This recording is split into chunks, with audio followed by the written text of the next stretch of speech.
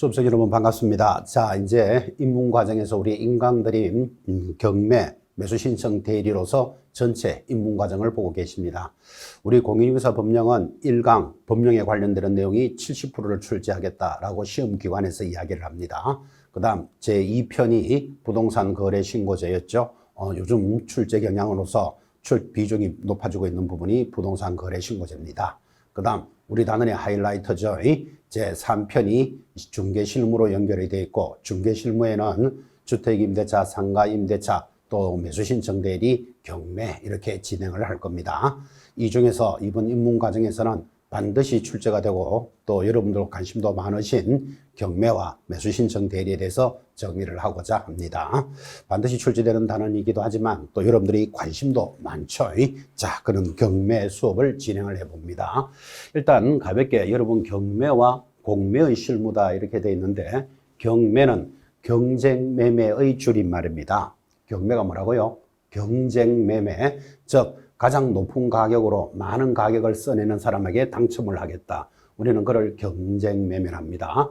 공매는 공개매각의 줄임말입니다. 공매라고 이야기를 하는데, 이 공매는 지금 최근 15년 동안 출제가 되지 않습니다. 이제 공매는 개공사, 개업, 공인중개사 등이 개입되는 것이 아니고 전자 사이트, 온비드라는 사이트에서 직접 거래를 합니다. 그러니까 개공사가 등록될 일이, 중간에 개입될 일이 없으니까 아마 공매는 이제 출제 범위에서 좀 벗어나는 것 같아요. 그래서 공매는 15년 동안 출제가 안 됐으니까 여러분 시험에서 꼭 나온다는 보장도 절대로 없죠. 최근 15년간 안 나왔으니까 공매는 가볍게 제목으로만 보고 계십니다. 자, 뭐를 잘해야 된다? 경매를 잘해야 됩니다. 법원에서 진행되는 경매라는 게 출발을 했고, 자, 경매의 종류와 그 특징이 그래도 첫 번째 단원에서는 중요합니다. 자, 경매의 종류 두 개 제목부터 기억합니다. 하나는 뭐라고요? 임의경매, 하나는 강제경매, 두 개의 경매가 있습니다. 자, 그래서 채권자, 담보권자가 자신의 금전 채권의 만족을 얻기 위하여 채무자의 부동산을 법원에 경매 신청하고 강제로 매각하여 그 환가 대금에서 대금을 받는 절차, 우리는 이를 경매라 하니까 한마디로 말하면 돈 받을 사람이 돈 갚아야 되는 사람, 채무자 재산을 강제로 환가하여 그 대금이 팔리면 대금을 받아가는 절차다, 그런 뜻이겠죠.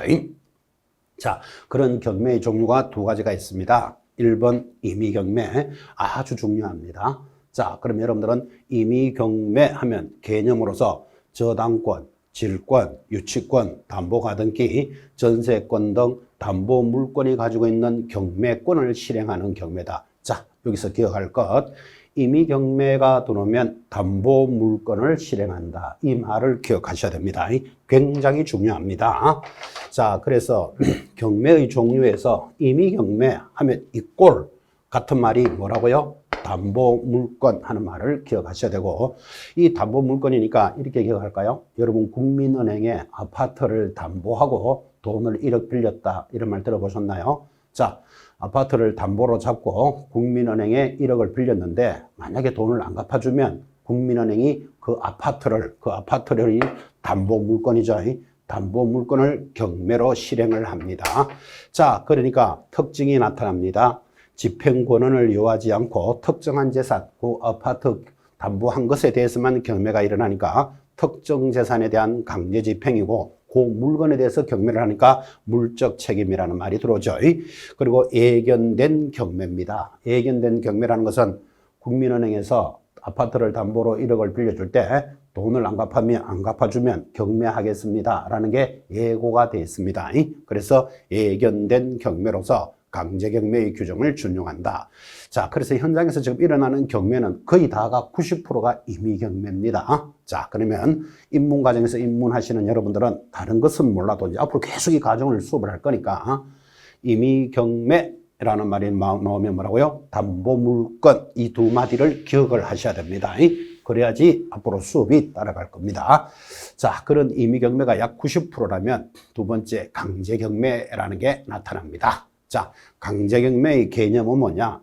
집행권한을 가지고 있는 채권자가 이렇게 나가니까 강제경매라는 표현이 들어오면 집행권한, 이 말이 연결이 돼야 됩니다. 자, 집행권한을 가지고 있는 채권자가 그 채무 명의에 표시된 이행 청구권의 실행을 위하여 채무자 소유의 일반 재산을 압류한 후 그것을 매각하여 그 매각 대금에서 금전 채권의 만족을 얻는 강제 집행을 말합니다. 자, 그래서 집행권은 하는 말을 이해하시는데 특징, 집행권한이 필요하고 채무자의 특정되지 않은 일반 재산에 대한 강제 집행이고 인적 책임이면서 예견되지 않은 경매다라고 특징을 설명해 줍니다. 자, 여기서 이제 중요한 게 느낌이 왔죠. 강제 경매는 집행 권한이 돌아야 된다니까요. 그러면 집행 권한이 뭐냐를 알아야 이야기가 시작되겠죠. 자, 그래서 집행 권한이 뭐냐? 지금 하단에 연결을 해 줍니다. 자, 이 집행 권한이 필요하다 할 때 집행 권한은 여러분들은 집행 권한에 대해서는 판결문이다. 이렇게 기억하시는 게 가장 편할 겁니다. 돈 받을 수 있는 공적인 문서. 집행 권한이 뭐라고요? 돈 받을 수 있는 공적인 문서를 집행 권한이라고 대표적으로 뭐다? 판결문 등을 가지고 이야기를 합니다. 자, 이제 경매에 접어들면서 크게 여러분들은 경매의 종류 두 가지를 들으셨습니다. 1번이 뭐였죠? 임의경매. 2번이 강제경매인데 임의경매는 담보권 실행 이 말을 기억하셔야 됩니다. 두 번째 강제경매는 집행권원 하는 말을 익히셔야 됩니다. 자, 정리가 되고 나면 2번 경락을 받기 위한 준비. 이제 본격적으로 경매를 받으러 가죠. 이때 경락이라는 말은 경매로 낙찰을 받기 위한 준비다. 그런 뜻이에요. 자, 이 물론 아파트가 경매에 나왔으면 내가 마음에 들었으면 경매로 받아야 되죠. 첫 번째 뭐 해야 된다? 정보를 입수하고 두 번째 물건을 분석하게 될 겁니다. 내 마음에 드는지 안 드는지 확인을 하겠죠. 자, 여기는 시험하고 전혀 관계없이 정보 입수와 물건의 분석이 정리가 됐다면 3번 권리 분석. 자, 여기가 시험 범위죠. 자, 물건에 대해서 권리가 분석이 되어야만 이제 경매를 받으러 갑니다. 그래서 여러분 보고 계시는 이 도표 권리 분석의 표는 반드시 익히셔야 됩니다. 자, 처음 경매 수업을 진행하는 분들은 좀 어렵죠. 이 경매에서 비교적 좀 어렵다라고 이야기하는 이유가 이 권리 분석 때문에 어렵습니다. 그런데 여러분들은 첫 번째 입문을 하시니까 어렵게 보이지만 이제 이 과정을 두 달 단위로 계속 우리는 수업해 나가잖아. 그죠? 그리고 시험에서도 가장 많이 나오는 파트가 권리 분석이니까 꾸준히 권리 분석에 대해서는 중요하다 이 느낌을 가지셔야 됩니다. 우리 이 입문 과정은 여러분들이 어떤 내용을 다 습득한다 이게 개념이 아니고 자, 1년 동안 공부를 해 나가야 되는 데 있어서 어떤 내용이 중요하다더라. 그것은 반드시 알아야 된다더라. 이걸 기억하는 시간이 입문 과정입니다. 입문 과정에서부터 와, 나 이거 암기 못해서 뭐 정신이 없네. 나 체질이 아니네. 그렇게 이야기해야 될 필요가 없죠. 혹은 또 이 공부를 해보신 분조차도 권리 분석이 들어오면 이거 중요하다. 앞으로 어떻게 따라가야 되겠다. 이거 익히는 시간입니다. 그래서 권리 분석이 경매에서는 제일 중요하다. 다시 한 번 더 강조드렸고 권리 분석이라는 수업을 하려면 가장 먼저 알아야 될 것 인수주의라는 말을 기억합니다. 자, 지금 기억합니다. 권리 분석은 뭐라고요? 인수주의. 그 다음에 두 번째는 말소주의. 말소라는 말은 소멸한다 이 말하고 같은 말이죠. 또 뭐 어떨 때는 삭제주의 이렇게도 말합니다. 다 같은 말이죠. 자, 말소한다 그 말이나 소멸한다 또는 삭제된다 다 같은 말. 즉 권리 분석의 뜻은 인수되는 권리와 말소되는 권리, 삭제되는 권리를 찾아갑니다. 자, 그때 인수되는 권리는 원칙이 뭐냐 하니까 매수인이 부담한다. 매수인이 부담한다는 말은 경매로 낙찰받은 사람이 이 권리를 부담해야 돼. 권리를 부담해야 되니까 예를 들어서 내가 3억의 아파트를 낙찰받았다고 치고 3억 외에 만약에 인수되는 권리가 있으면 내가 부담을 더 해야 된다.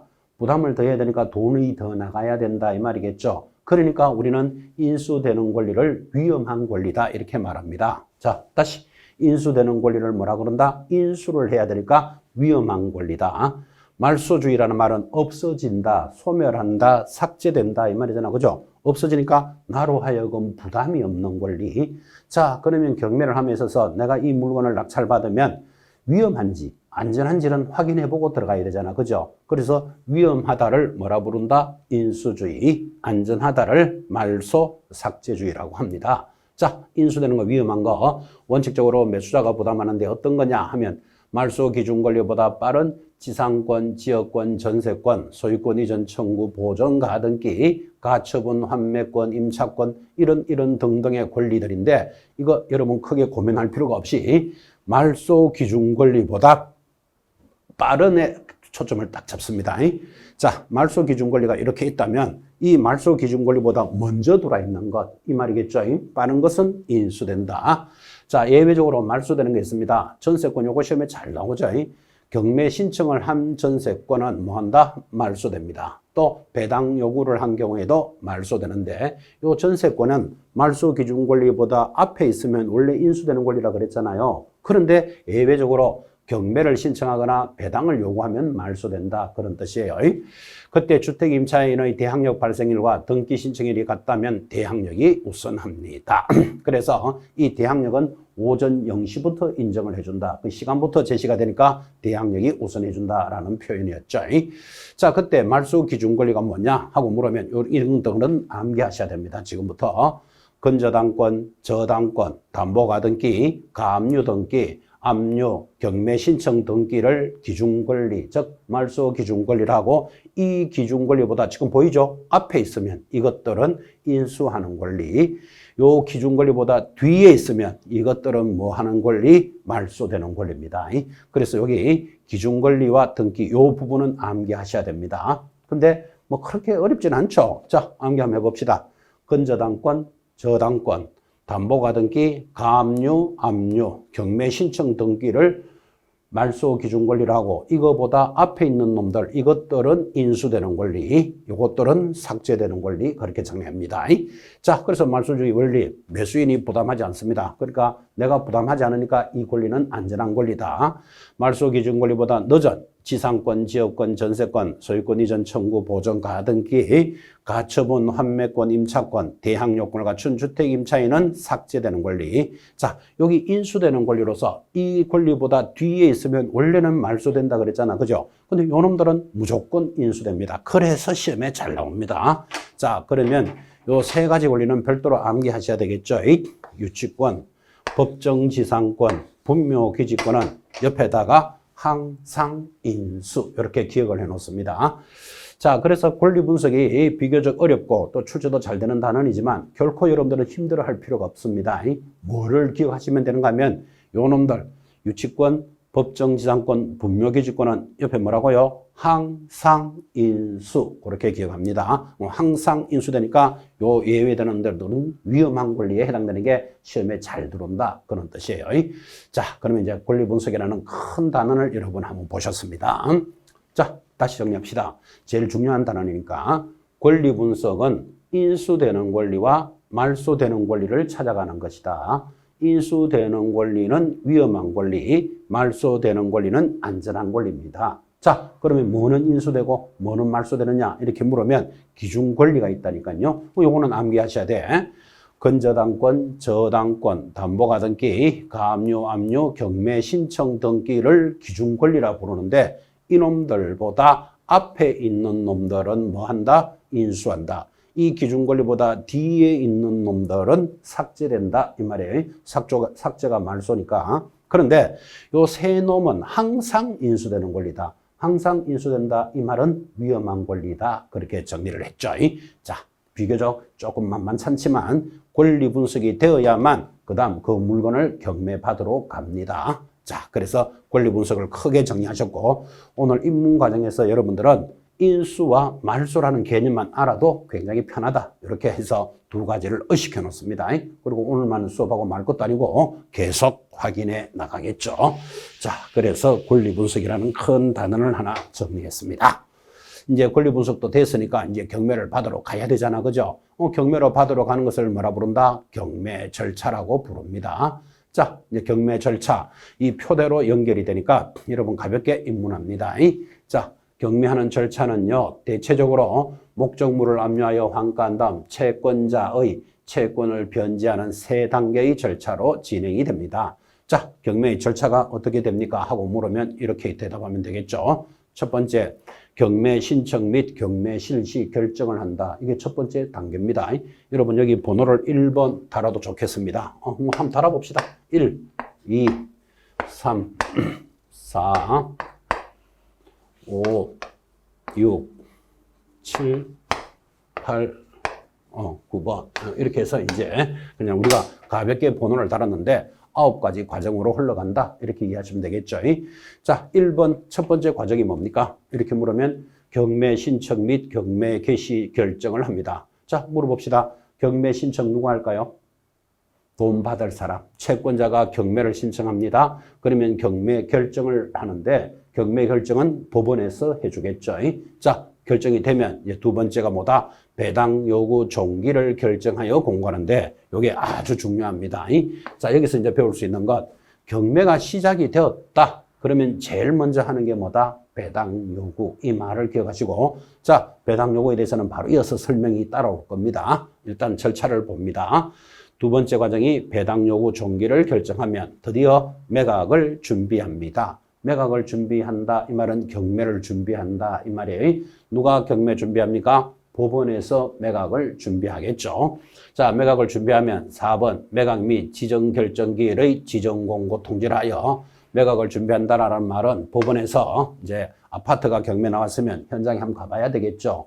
사진도 찍어오고 18m 도로를 물고 있고 지하철하고 몇 미터 거리에 있으며 아파트 가격은 대략 얼마가 됩니다.를 확인을 해야지 이거를 팔 거 아니에요. 그죠? 그래서 법원에서 매각을 준비합니다. 자, 드디어 이제 준비가 끝나고 나면 4번 매각 및 매각 결정기일을 지정하여 자, 4월 15일 경매합니다. 이렇게 날짜를 지정해야 되겠죠. 또 그거를 공고해야 되겠죠. 법원 게시판이나 일간신문 등에 공고합니다. 그리고 이해관계자들에게 통지해 줍니다. 이 물건은 4월 15일 경매합니다. 이렇게 매각 결정기일을 지정, 공고, 통지합니다. 자, 그렇게 해서 이제 매각이 실시가 되는데, 요 번호 조금 잘못 달렸네. 그렇게 해서, 자, 매각을 결정하면 다섯 번째, 이제 매각을 실시합니다. 매각을 실시한다. 이 말은 이제 드디어 경매를 실시한다. 이 말이에요. 자, 경매를 실시하면 여섯 번째, 누군가 낙찰을 받겠죠. 또 낙찰을 안 받을 수도 있을 거고. 그러니까 매각, 허가, 불허가 결정 절차를 거칩니다. 허가, 불허가 결정을 절차를 거쳐서 낙찰이 되었다면 이제 일곱 번째 대금을 납부하는데 이 매각 대금의 납부가 경매에 있어서는 굉장히 중요합니다. 매각 대금이 납부됨으로써 경매는 모두가 끝납니다. 그러니까 대금이 납부되면 소유권이 이전됐기 때문에 이제는 경매가 절차가 끝나는 과정. 그래서 소유권 이전이 언제 되느냐 이렇게 시험에서 굉장히 잘 들어오고 소유권 이전은 언제 매각 대금의 납부로부터 끝이 나면 이제 그 대금이 매각이 됐으니까 그 대금을 뭐한다? 배당하겠죠. 자, 그러면 이해관계자들에게 1번 채권자, 2번 채권자 순서대로 배당을 하고 배당을 끝나고 나면 소유권 이전 등기 등 촉탁으로서 이제 경매가 모두 마무리되는 그림입니다. 자, 다시 이 절차를 시험에 물은 적도 있습니다. 예를 들어서 1, 2, 3, 4, 5 객관식 문제에 자, 1, 2, 3, 4, 5, 6, 7, 8, 9 이 절차를 쭉 적어놓고 갈로 해놓고 이 절차가 바르게 된 것을 찾으시오. 이렇게 물은 적도 있습니다. 자, 한번 오래간만에 한번 따라가 봅시다. 첫 번째 과정이 뭐다? 경매 신청과 경매 결정. 1번에 대해서 여러분들은 이해가 없죠? 그죠? 자, 1번이 경매 신청 결정이고 마지막이 소유권 이전 등기입니다. 자, 그러니까 1번, 9번은 확정돼 있고 배당 요구 종기가 결정되면 매각을 준비합니다.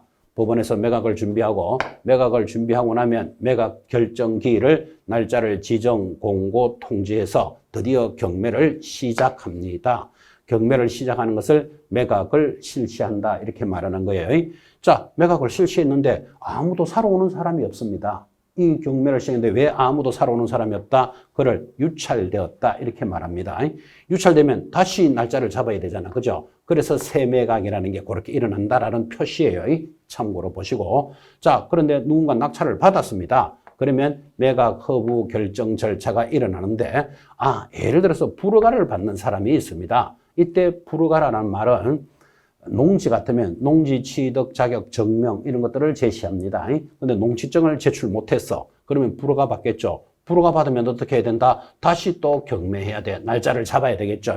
이런 경매를 뭐라고 부른다? 세매각, 신경매 이렇게 부릅니다.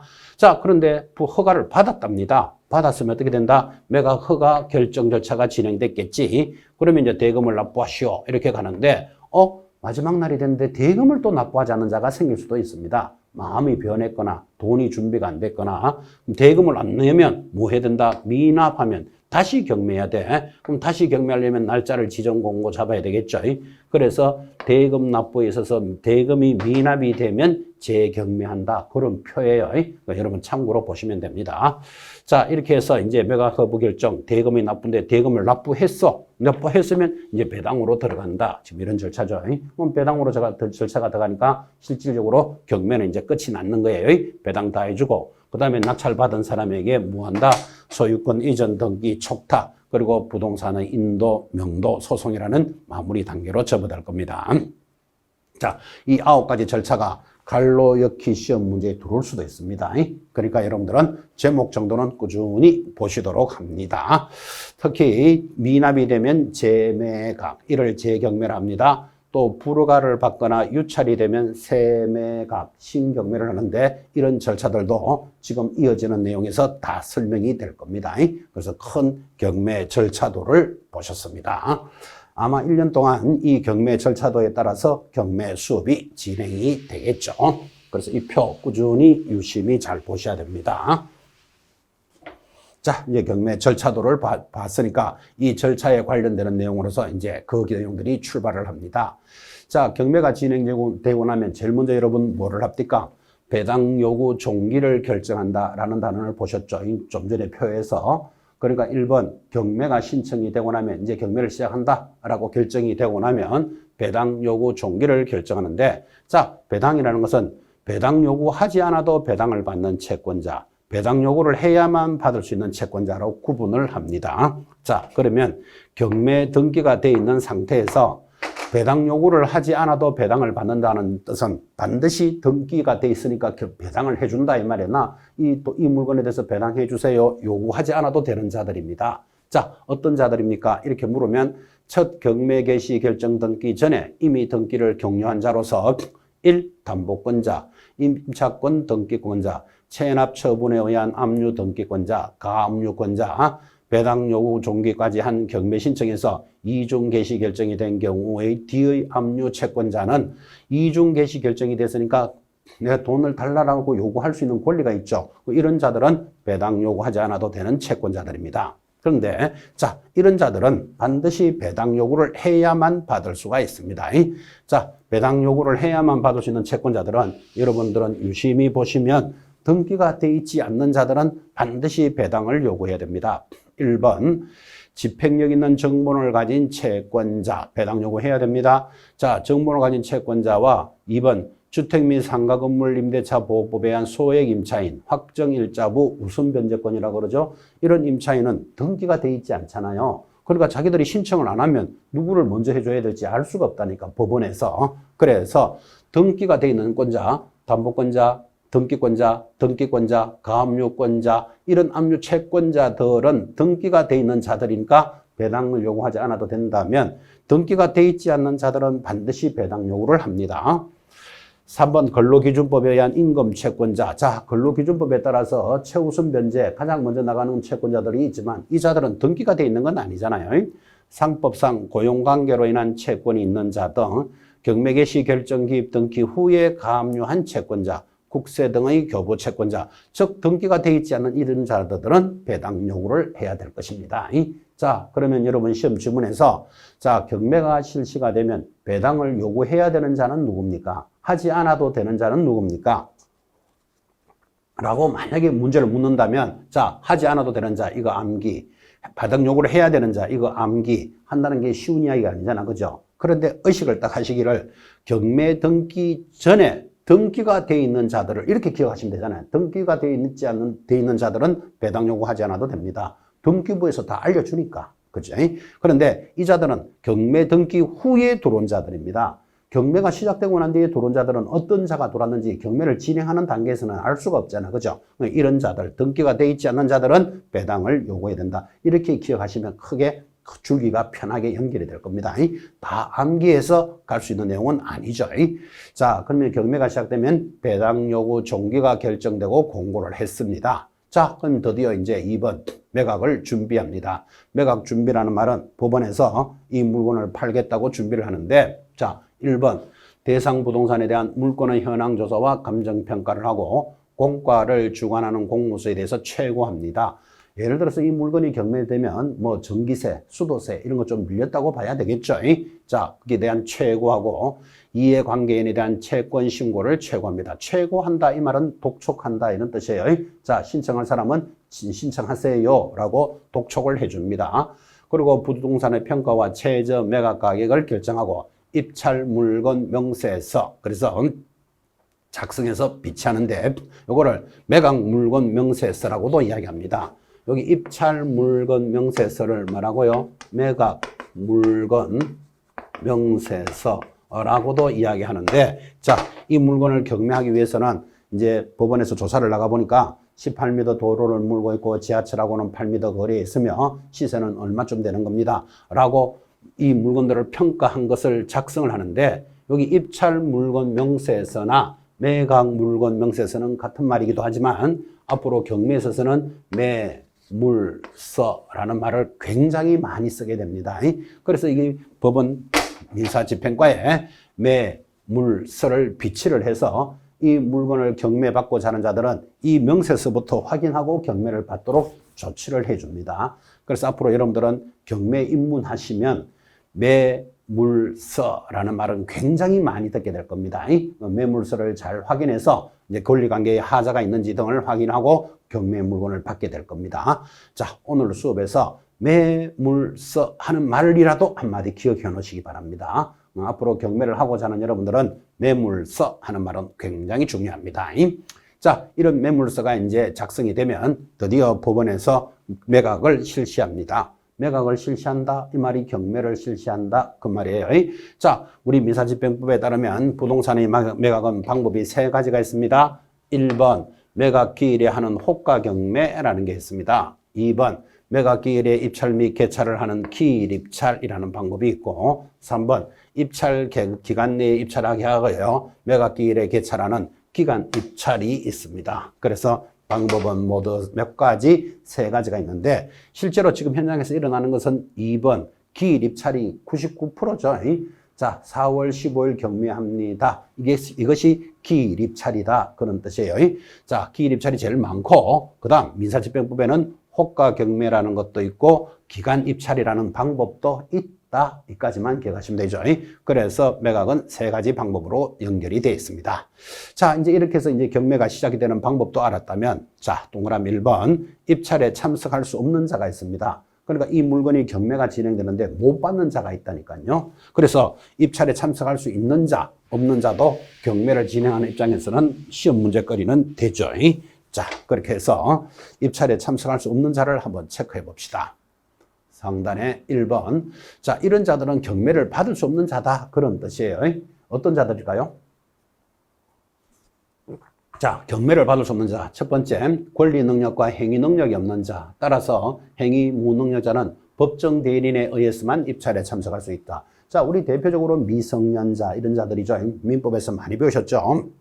피한정 후견인, 피성년 후견인 이런 사람들은 혼자서 단독으로 법률행위, 계약을 할 수 없는 자들입니다. 자, 단독으로 계약을 할 수 없는 자들은 경매 받을 수 없다 그 말이에요. 자, 두 번째 참석할 수 없는 자, 채무자. 당연한 거죠. 단 임의경매에 있어서 물상보증인은 참석할 수 있는데 여러분은 물상보증인 이런 건 천천히 알아도 돼요. 그런데 일단은 채무자는 경매 받을 수 없다. 상식 아닙니까? 자기가 대금을 못 갚아줌으로써 이 물건이 경매가 진행되는데 못 갚은 채무자가 내가 이 물건 낙찰받겠어 이렇게 들어올 수는 없다. 그죠? 채무자 경매 받을 수 없다. 당연히 재경매 절차에 있어서 이전 낙찰자. 자, 재경매 절차라는 게 아까도 살짝 보셨지만 대금이 미납되어 다시 하는 경매가 재매각 재경매였죠. 그러면 이때 이전 낙찰자는 자기 때문에 이 물건이 경매가 진행되는데 자기가 이 물건 경매 받으러 들어올 수는 없다. 그런 취지죠. 그래서 재경매에 있어서 이전 낙찰자 경매 받을 수 없는 자에 들어갑니다. 자, 그 다음 집행법원을 구성하는 법관, 사무관 당연히 경매 받을 수 없죠. 왜? 이해관계자잖아요. 일반인들보다 이 법관이나 사무관은 자료를 먼저 보게 되잖아. 그죠? 그럼 유리하게 자기가 먼저 볼 수 있는 사람이 그 물건을 낙찰받을 수는 없다. 집행법원을 구성하는 집행관, 그 친족, 당의 집행관 또는 다른 집행관이 실시하는 물건에 대해서도 참석할 수는 없다. 이 집행관이라는 말은 경매를 진행하는 집행관인데 경매 심판바로라고 보내놓은 사람이 자기가 그 물건을 낙찰받겠어. 그럴 수는 없죠. 심판이 들어올 수는 없다. 그런 취지. 자, 그 다음 입찰 부동산을 평가한 감정인 및 친족. 감정평가사가 이 물건은 얼마입니다 라고 평가를 하게 되는데 만약에 이 감정평가사를 입찰하게 해주면 자기 유리하게 감정하는 수가 생기겠죠. 그래서 우리는 이런 자들을 이해관계자 입찰에 들어올 수 없다 이렇게 되어 있는 거예요. 그 다음 경매 관련 유죄 판결을 받고 확정일로부터 2년이 경과되지 않은 자. 그럼 우리말로 하면 경매에 있어서 범죄자, 경매 범죄자는 몇 년간? 2년간은 응찰할 수 없다. 그래서 경매를 받을 수 없는 자, 이거 비교적 좀 중요합니다. 자, 그러면 여러분들이 시험을 준비하는 입장에서는 경매에 참석할 수 없는 자를 기억하든지 경매에 참석할 수 있는 자, 이 자들을 빼면 다 참석할 수 있겠죠. 자, 예를 들면 자연인 이렇게 들어오면 참석할 수 있겠습니다. 외국인, 여기 외국인 안 된다는 말 없잖아. 외국인 참석할 수 있죠. 법인 참석할 수 있습니다. 그러니까 일반인들은 참석할 수 있는데 못 되는 사람들이 이렇게 있습니다. 요 개념을 잘 보시는데 특히 경매 관련 범죄자 2년 동안 응시할 수 없다. 이런 것들은 거의 시험에 안 내죠. 왜? 이게 시험에 딱 나오면 다음 참석할 수 없는 자 하면 공부하지 않은 사람들이라도 경매 범죄자 이런 것들은 그냥 찍어내도 찍어낸다니까요. 그래서 참석할 수 없는 자의 의미를 잘 보시는데 여기서 이제 이런 자들 채무자 참석할 수 없다. 재경매에 있어서 이전 낙찰자 이런 거 참석할 수 없다. 집행관 심판 봐야 되니까 감정평가사 이런 사람들이 참석할 수 없다는 정도를 의미 있게 보시기 바랍니다. 자, 이제 참석할 수 있는 자를 이제 있는 자, 없는 자를 정리했으니까 드디어 경매를 받으러 갑니다. 경매를 받으러 가려면 제일 먼저 입찰 보증금을 제출해야 되는데 이 경매 파트에서 시험에 빠지지 않고 출제되는 것 딱 하나 있습니다. 민사집행법에서는 입찰 가격의 10분의 1이 아니라 최저 매각 가격의 10분의 1을 입찰 보증금으로 제출을 합니다. 자, 여러분 잘 알다시피 이 최저가가 3억이다. 그러면 최저가의 3억의 10%면 3천만 원이죠. 그럼 3억짜리를 자기가 5억에 적어내거나 6억에 적어내거나 보증금은 정해져 있다니까요. 최저 매각 가격의 10%. 이거를 시험에서 뭐라고 낸다? 입찰 가격의 10분의 1이 보증금이다라고 시험에 굉장히 잘 나온다니까. 그죠? 그래서 입찰 보증금을 익혀 놓으셔야 됩니다. 자, 재매각 아까 했죠. 최고가 매수 신고인 또는 차순위 매수 신고인이 매각 대금을 납부하지 않으면 대금이 납부되지 않아서 다시 진행하는 것 재매각이라 그랬습니다. 그때 재매각은 법원이 직권으로 실시하는 경매로서 최저 매각 가격의 저감 없이 처음부터 다시 실시한다 그런 뜻이에요. 그때 최고가 매수 신고인은 재매각 절차에 참여하지 못하는 것은 물론이고 입찰 보증금의 반환도 청구하지 못합니다. 한번 낙찰되었다가 대금을 납부하지 않아서 다시 일어나는 경매이기 때문에 그 사람은 다시 경매에 참석할 수 없고 좀 전에 자료에서 보셨죠. 그 다음 자기가 첫 번째 낙찰을 받을 때 들어왔던 입찰 보증금도 반환을 청구할 수는 없습니다. 4번 세매각입니다. 신경매 아까 살짝 보셨죠. 유찰이 되면 하는 경매 세매각 신경매인데 자, 매각기일에 허가할 매수 가격의 신고가 없어서 새로운 매각기일을 정하여 실시되는 경매로서 통상적으로 자, 이 물건이 비싸니까 아무도 사러 들어오지 않는 거예요. 그래서 우리는 이것을 보고 유찰되었다 이렇게 말하고 최저 매각 가격의 20에서 30% 정도를 저감합니다. 최저가가 3억이다. 그러면 30%면 3, 3은 9, 9천만 원 빼고 2억 1천만 원부터 다시 하겠소. 우리는 이를 20, 30% 저감을 하여 실시하는 것이 세막인데 자, 경매 절차상의 하자 등을 이유로 해서 저감할 때는 즉 불허가 받았을 때는 저감해 주지 않습니다. 매각기일 변경에 의해서 새로운 매각기일을 정하여 실시하는 경우도 저감되지 않습니다. 뭐 이런 니언하고 디엇은 큰 의미는 없으니까 여러분들이 가볍게 보시면 되겠죠. 자, 드디어 이제 5번 들어왔습니다. 이 5번 정도가 경매에 있어서 아주 깊은 부분인데 제목 정도만 기억합니다. 공유물 지분에 대한 경매와 공유자의 우선 매수권입니다. 기억, 공유자는 매각기일까지 보증을 제공하고 최고가 매수신고 가격과 같은 가격으로 채무자 지분을 우선 매수하겠다는 신고를 할 수 있는데, 이 경우 법원은 최고가 매수신고가 있더라도 그 공유자에게 매각을 허가합니다. 그때 공유자가 우선 매수신고를 할 때는 최고가 매수신고인은 차순위 매수신고인으로 본다. 이동으로 툭 떨어진다. 그런 뜻인데 상당히 만만치 않은 말을 하고 있죠. 자, 여러분들 이거 기억합니다. 제목, 공유물 지분에 대한 경매와 공유자는 뭐를 진행할 수 있다? 우선 매수권을 진행할 수 있다. 이 말을 기억합시다. 4번 드디어 매각 절차입니다. 매각 허가에 대한 적시항고라는 제도가 있고, 적시항고도 비교적 중요한 표현이죠. 자, 적시항고라는 말은 저 사람이 이 물건을 낙찰을 받았는데 부정한 방법으로, 이상한 방법으로 낙찰을 받았어. 그러면 나 저것에 대해서 이의를 제기하겠다. 이의를 제기하겠다를 뭐라 부른다? 적시항고합니다. 근데 이 이의를 제기할 수 있다라고 법에 되어 있으니까 관계도 없는 자가 지나 개나 이의를 제기하여 경매 절차만 지연을 시키는 것을 방지하기 위해서 이렇게 적시항고를 할 때는 매각 허가 결정에 대한 항고를 하고자 하는 모든 사람은 보증으로 매각대금, 즉 낙찰대금의 10분의 1에 해당되는 현금 또는 유가증권을 공탁하도록 되어 있습니다. 그때 채무자나 소유자의 적시항고가 기각이 되면 보증으로 제공한 금전이나 유가증권의 반환은 청구하지 못하고 이는 배당재단에 편입되어 배당의 대상이 됩니다. 즉 항고를 했는데 기각이 됐답니다. 기각이 됐다라는 말은 이 항고가 이유 없다. 기각이 되면 보증금은 몰수하겠다 이런 뜻이니까 함부로 이의 제기하지 마세요 이런 뜻이에요. 그래서 여러분들은 매각대금의 10분의 1 이런 게 이제 시험용이죠. 자, 항고를 할 때는 말로만 하는 게 아니고 대금을 보증금을 하는데 매각대금의 10분의 1 이런 것들이 이제 시험 문제로서 연결이 됩니다. 자, 그래서 매각 절차 보셨습니다. 자, 이제 항고 절차까지 다 진행이 됐으면 이제 이의를 제기할 사람이 없다. 그러면 이제 드디어 5번 매각 대금을 납부하게 되는데 아주 중요한 말이 연결이 됩니다. 자, 이때 5번 매각 대금이 납부가 되면 이제 중요한 것 소유권을 취득하게 되니까 우리가 이 경매 물건을 왜 낙찰을 받죠? 이 물건이 마음에 들어서 내가 낙찰을 받았다는 말은 이걸 내 걸로 하고 싶어서 소유권을 가지고 싶어서 내가 낙찰을 받는 거잖아. 그죠? 그러니까 언제 소유권이 이전되느냐는 가장 중요한 문제예요. 그래서 소유권의 취득 시기는 언제인데 이렇게 물으면 대금의 납부다 이렇게 대답을 합니다.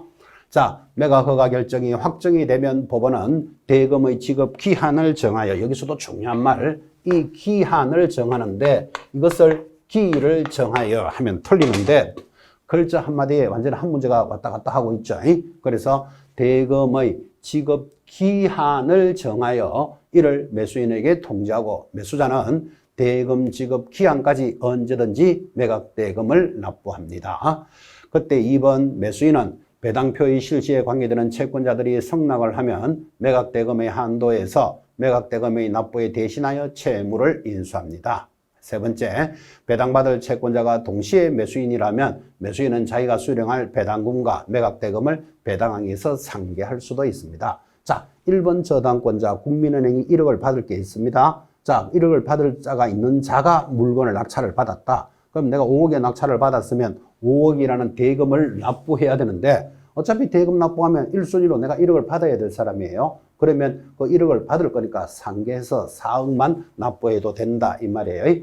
배당에 의해서 상계할 수 있다. 서로 계산해 주겠다. 편리한 부분이니까 익혀놓는 게 좋겠습니다. 자, 그래서 5번째, 대금이 납부되면 소유권은 이전된다. 이 단원이 중요했다면 이제 경매의 마무리죠. 6번째, 배당 절차로 접어듭니다. 자, 이 배당 절차가 10년에 한 번꼴로 출제를 합니다. 그래서 아주 양이 많죠. 봐요. 배당 순서 이렇게 들어오는데 10년에 한 번꼴로 출제되니까 이제 34회를 준비하는 여러분들은 좀 자세히 볼 필요가 있습니다. 아주 복잡한 내용이긴 하지만 이게 경매의 마지막 절차로서 배당을 어떤 순서로 해주느냐 이것도 비교적 중요한 단원인데 양이 많다 그죠? 10년에 한 번꼴로 출제가 되는데 이제 여러분 34회 때는 이제 한 번 올 때가 돼 갑니다. 자, 그러면 예를 들어서 이 물건을 5억에 낙찰을 받았다고 칩시다. 그럼 5억에 누군가 제일 먼저 받은 사람이 있겠죠?